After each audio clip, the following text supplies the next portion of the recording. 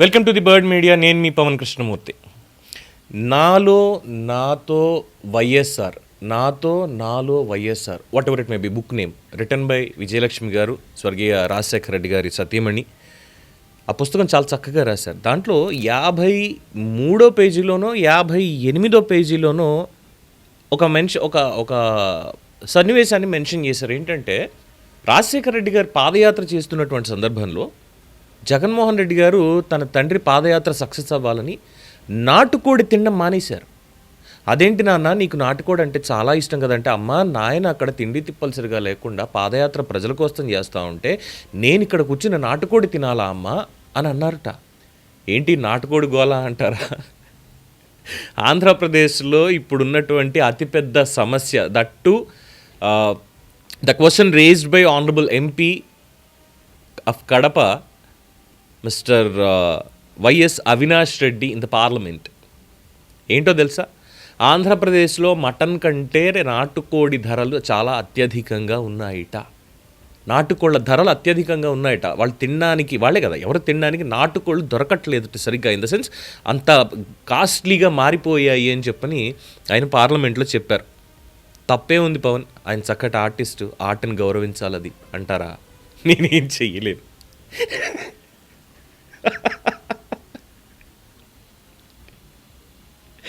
నాకు అర్థం కావట్లేదండి.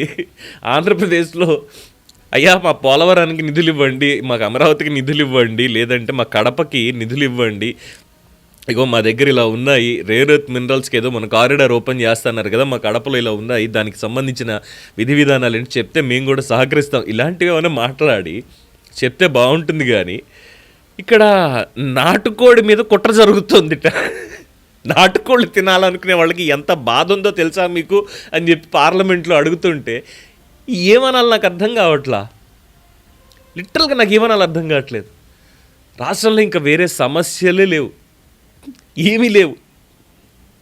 కనీసం బాబు మా అంబటి రాంబాబు ఇలా బూతులు తిట్టాడు, మా అన్నయ్య వెళ్ళి కలవడానికి వెళ్ళాడు ఈరోజు ప్రెస్ మీట్ పెట్టడానికి, అక్కడేమో ఇలా తగలబెట్టారు, ఇలా ఉంది పరిస్థితి, మీరు ఎన్డీఏ గవర్నమెంట్ కదా, ఆంధ్రప్రదేశ్లో ఏం జరుగుతుంది అనే దాని మీద ఎంక్వైరీ వేసి మీరు కాస్త సర్ది చెప్పండి, ఏంటి దాడులు ఇవన్నీ ప్రజాస్వామ్యమా అని ప్రశ్నించవచ్చు కదా కనీసం.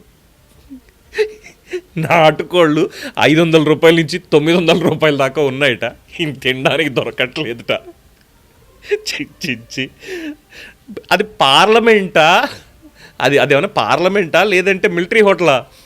నాటుకోళ్ళు దొరకట్లేదు, నాటుకోడి రేట్ ఎక్కువైపోయింది, మటన్ రేట్ 900 అయిపోయిందని చెప్పడానికి ఏమన్నా ఉందండి? అసలు ఏమన్నా ఉందా మాట్లాడడానికి? దీని మీద ఏం విశ్లేషించాలి నేను, నాకు అర్థం కాంది. ఏముందని చెప్పాలి దీంట్లో? 500 రూపాయలు దొరకట్లేదని. ఇంకా నయం, జగన్మోహన్ రెడ్డి గారు ముఖ్యమంత్రిగా ఉన్నప్పుడు ఏకంగా కడపలో ఎవరు కూడా, రాయలసీమలో ఎవరు చేపలు తినలేదు ఇప్పటిదాకా. అందుకే ఏంటి అదేదో పేరు పెట్టారండి, ఫిష్ ఆంధ్ర.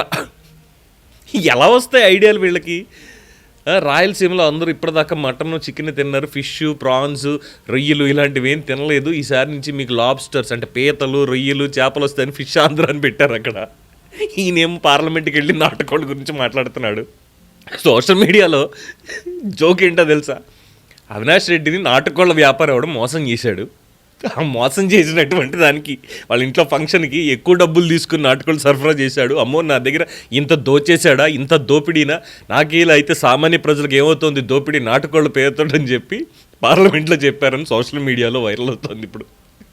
చిచ్చి, ఇది ప్రజా సమస్య అవునా? మీరే చెప్పండి. నా వల్ల కాదు. మీ అభిప్రాయాన్ని కామెంట్లో తెలియజేయండి. నాటుకోడి. Thank you.